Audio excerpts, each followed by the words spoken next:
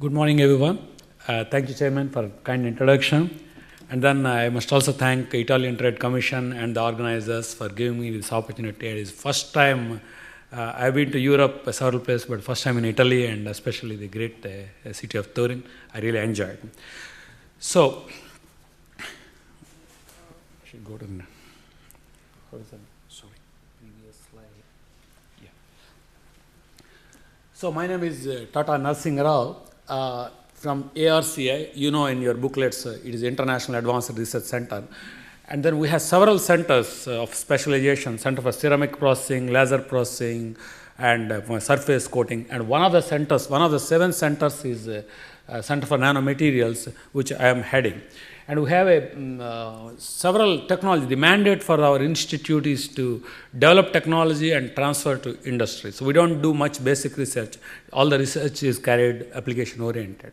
And we also invite some of the companies who are already into the manufacturing of nanomaterials or nanometal based technology, even from foreign countries, and they come and start their centers there in our institute, and we can fund for their infrastructure, and we can be a mediator of their technology exploration in this country. So there are several centers from in Germany and USA. They are set up in our institute.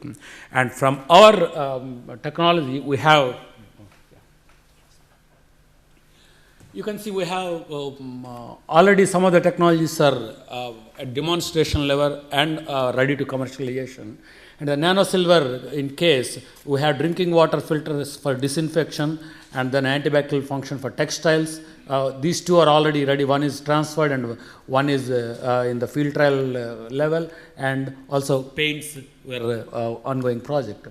And nanocrystalline TiO2 for self-cleaning textiles, again another project here, and we have also developed some standards for self-cleaning. And zinc oxide for the varistor applications, high-performance varistors and textile and cosmetic applications, and nano aluminum for explosive and propellant, and high strength, high conductivity, and high textured copper by pulse electrodeposition on large scale for microelectronics interconnect applications. There's already laboratory level demonstration. I will be showing some of these examples. And then we have aerogel incorporated flexible sheets for thermal insulation application, which is already ready at the lab level, and it can be taken to a commercial level now, and granules and additive for the insulating paint applications, and high performance cutting tools for CGI, compacted graphite iron, which is very difficult to machine in automobile industry. And then we made cutting tools, and that's also just in the process of filing patent.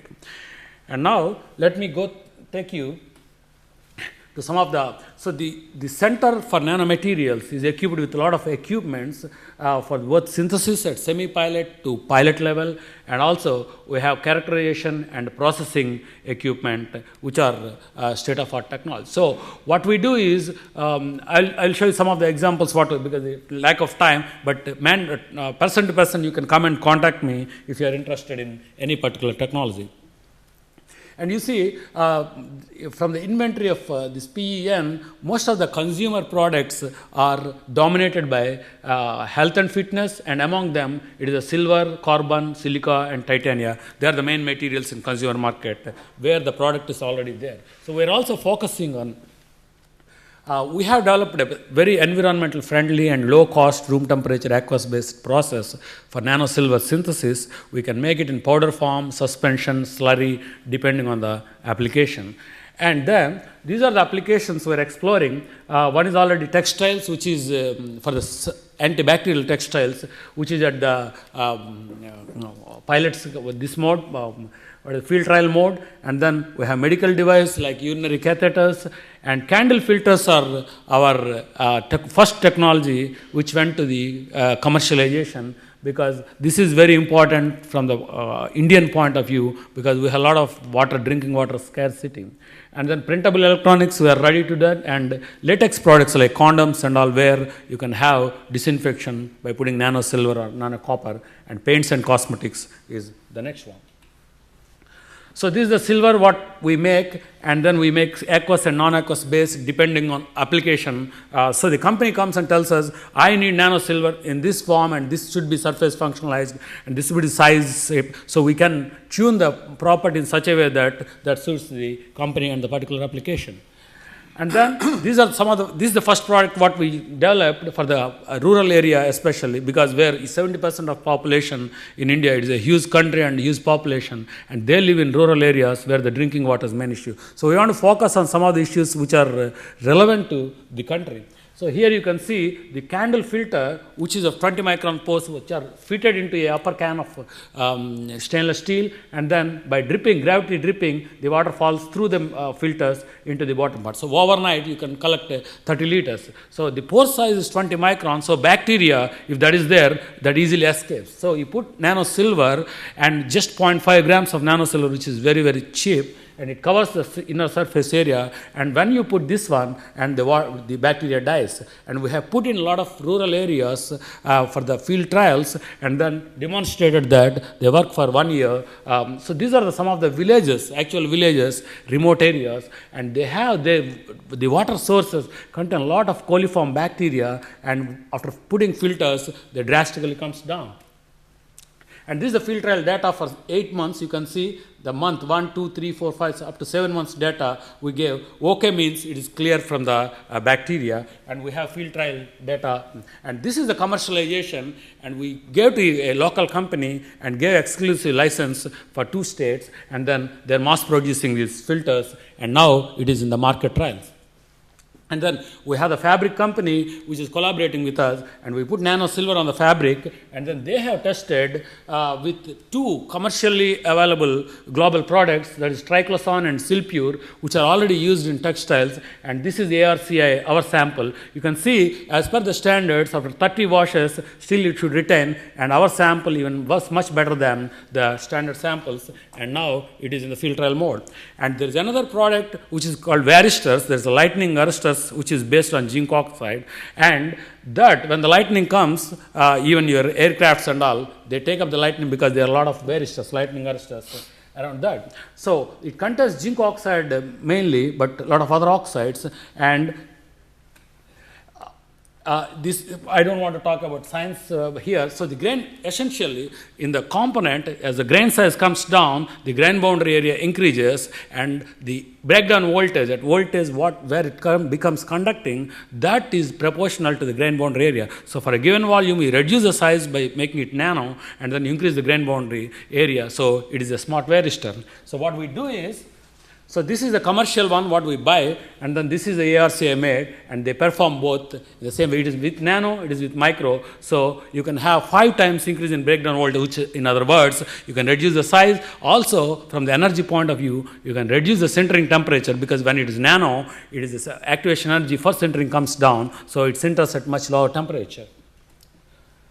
So we also mass produce materials, not only showing the technology, because some of the companies, they say that how do we mass produce the materials. So we also have the plants to produce the material. For example, here is the zinc oxide nano rods. First time we make in kilogram quantities in continuous production, and then we give the technology to the company. Still it is ready, and if someone wants, they can take up. And titanium dioxide, it is a photocatalysis material. Under sunlight, it self-cleans. That means it decomposes any organic matter.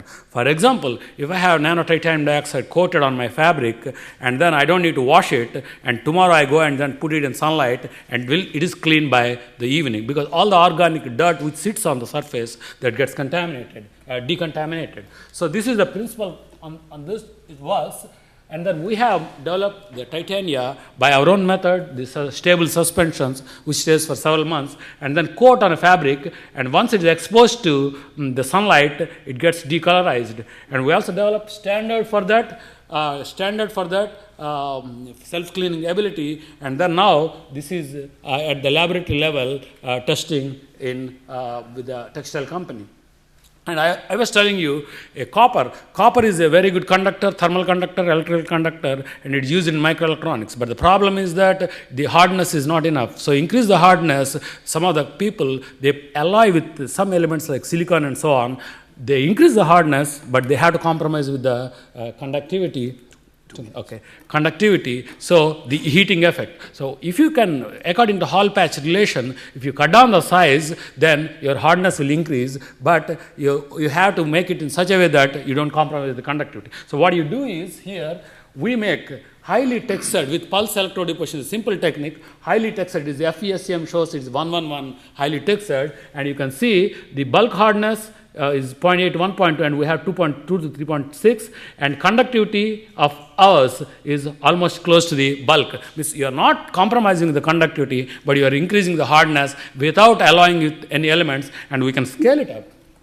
We can have huge freestanding foils which you can put on the PCB board and then pattern it with the veil. So we also have aerogels, flexible sheets, as I told you before, and then if we put it in a container like this and put dry ice and close all the sides and put a aerogel sheet here, you can see the delta T is minus 30 to 20 once you put the aerogel coated granules. So it's a huge temperature, that means it's an excellent insulator which is flexible. Flexibility is the most important there that we achieved. And we also just started working on lithium ion batteries with lithium iron phosphate, which is a very new recent material for high charge discharge capability of this material, and mass scale production we are going to start. And then the last slide, we are setting up electrospinning unit for kind of applications like titanium dioxide or polymers and so on. So a lot of scope is there,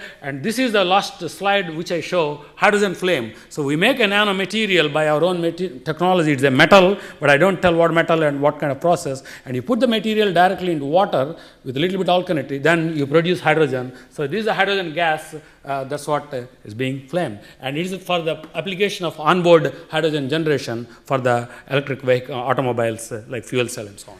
Thank you very much for your kind attention. Thank you, Mr. Prakash.